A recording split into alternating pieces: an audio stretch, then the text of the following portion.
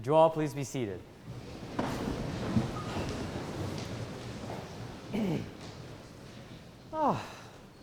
Bueno, qué bien que todos están acá. Les digo, hay un nervio que te agarra siempre cuando te vas acá enfrente y le hablas a todas estas personas. A mí me dicen, Nico, ¿por qué hablas en español cuando nadie te entiende? Bueno, hablo en español ahora porque es una verdad. Estoy hablando en español ahora. Perdón. Good morning, faculty, friends, and family. Did you know that my first language is Spanish? That is the truth. Funny thing, this truth thing, it is one of the aspects of life that hurts us and helps us. I believe that the truth is one of the best policies to live by, even if you don't like it all the time. I'm here to present you 3 truths that I found during my life. First truth, not everyone will agree with you. It's a rather obvious one, but we tend to forget about it. I can't count how many times that I've gone into a pointless argument with my friends, and I always tried to prove my point, even if I was completely and utterly wrong. I still remember having an argument with my best friend about the fact that a lightsaber-looking knife isn't a lightsaber. I was definitely way too invested into this argument. It ended with me not talking to him for the rest of the day. Whenever a discussion comes up, there will always be a battle of who is correct, even though the idea is completely subjective. It's strange. We always look for the right subjective answer, which is completely contradictory. I love a good discussion, but too often it just becomes, my opinion is right because I'm yelling louder. So the truth here is, just let it go. Yeah, you may lose, but you make yourself less of a fool and stand back, take a breath, and let it go. Be the bigger man and understand the ideals of the other person.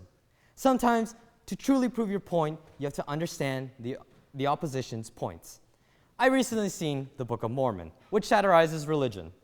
However, I think that for the controversy it holds against religion, it speaks to people about faith.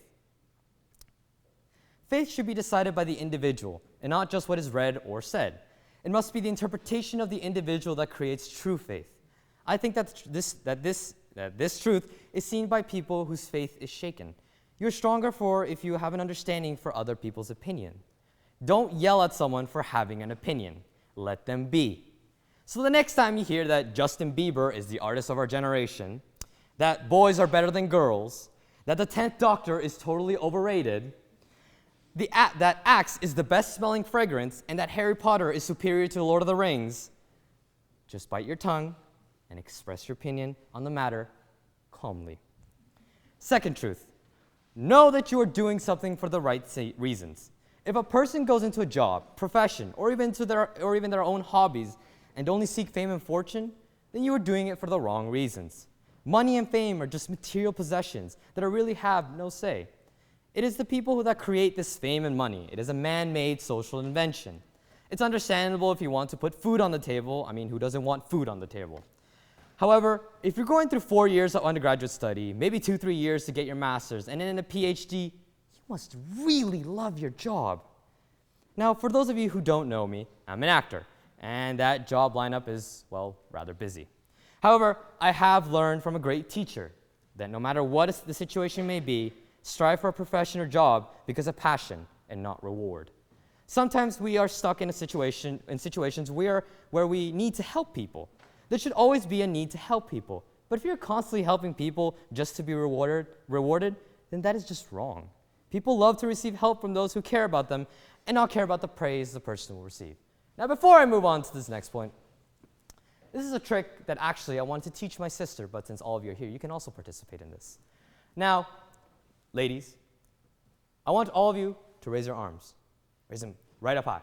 Oh, come on, seriously? Come on. Yeah, ladies. Fred, sorry. Raise your arms, all right?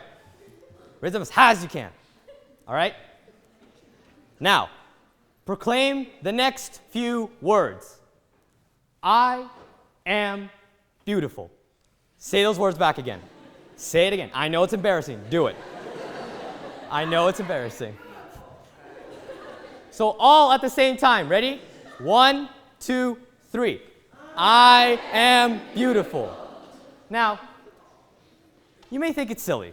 You may think it's outright obnoxious. But do you know how much my sister doesn't think that sometimes she's not beautiful? And it's so easy. It's so easy to let go of that fact. But sometimes you just have to stand up, raise your arm, don't care about what other people say. Don't you let them take you down. Don't you dare let them take you down. Because as soon as you do that, then you have lost. So please, ladies, and if gentlemen as well, every time someone calls you ugly, every time someone calls you stupid, every time someone says, you know what, yeah, your dress is okay. No. You say to them, I am beautiful, no matter what the situation. I don't care if you're surrounded by a crowd of people who always scream negativity to you. You tell them wrong. Now back to my speech. And this leads into my final truth. Love yourself, no matter what. If anyone says that you're ugly, you're stupid, everything about you is stupid, don't take it. People who matter will always give you constructive criticism, something that you can work off of. In fact, I have some quote from my friends that I like to say. I should really stop watching YouTube videos and do something else non-productive. Austin McCarley. Do not trouble yourself with worry. Worrying is entirely useless, and its only potential is to make a bad situation worse. Stephen Patrick. The greatest thing you'll ever learn is to just love and be loved in return. Stephanie Mumford. Science! Karina Fendister. Start with a pen. Trust me, you won't regret it. Marley Triolar. And Diana tries life, Diana fails sometimes. Diana Jansen. Other people who don't even know you will give you the opinion equivalent to that of a rock, unreceptive and unknowing. That is why you should love yourself and understand that when friends try to help you, it's not out of pity. It's out of, well, love. I can't tell you how many times people have helped me come out of dark times. It can be anyone. Best friends, teachers, advisors, even brothers and sisters. Speaking of which, that is a large part of the reason that I'm speaking here today. My sister. I've seen her grow up from a little Nintendo munchkin to a die-hard Beatles fanatic. Yes, that's right. People always revered her as an invulnerable and untouchable being. Yet I've seen my sister cry, become angry and depressed. I've seen her crumble because people say that she's ugly, that her family is nothing, and that she's too good for anyone. I came to the point where I didn't know what to do. I don't know how to help her. I didn't know how to help her.